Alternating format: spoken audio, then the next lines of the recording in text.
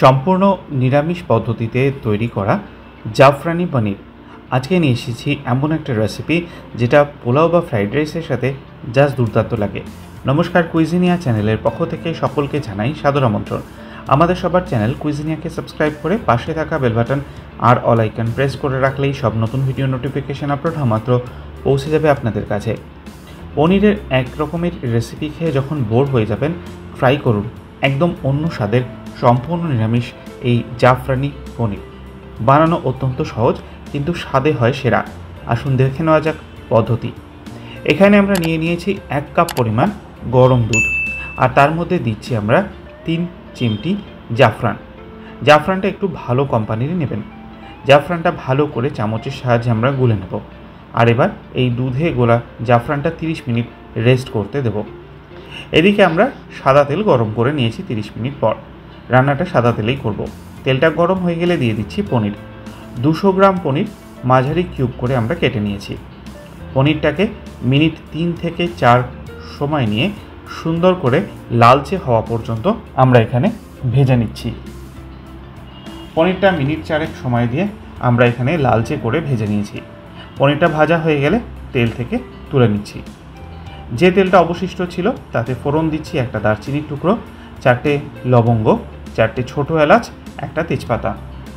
ফোড়নটা গরম হয়ে সুন্দর গন্ধ বেরোতে থাক। 12 থেকে 14টা কাজু বাদাম, 1 ইঞ্চি আদা টুকরো, একটা কাঁচা লঙ্কা আর 1/4 কাপ পরিমাণ জল কিছুক্ষণ আগে আমি একটা মিক্সি জারে নিয়ে পেস্ট করে রেখেছিলাম। ফোড়নটার থেকে সুন্দর গন্ধ বেরোতে শুরু করলে ওই পেস্টটা আমরা এর মধ্যে দিয়ে দিচ্ছি। পেস্টটাকে দিয়ে মিনিট খানেক সময় নিয়ে হালকা একটু নাড়াচাড়া করে নেব।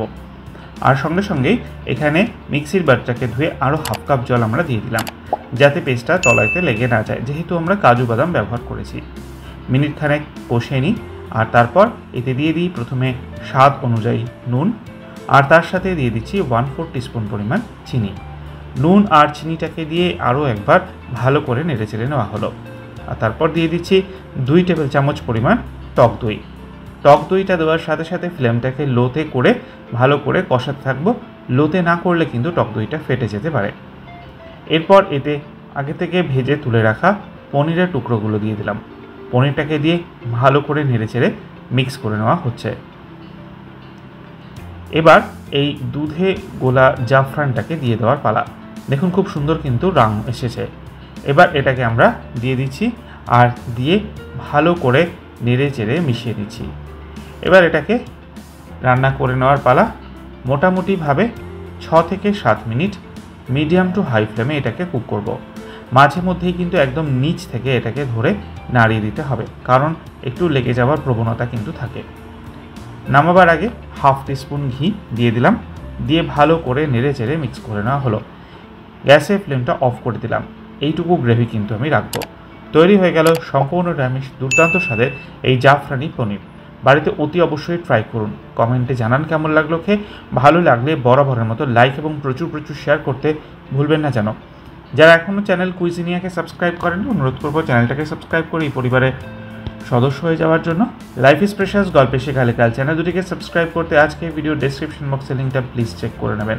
সবাই ভালো থাকবেন, সুস্থ থাকবেন। দেখা হবে পরের রেসিপি নিয়ে। আজ এ পর্যন্তই, নমস্কার।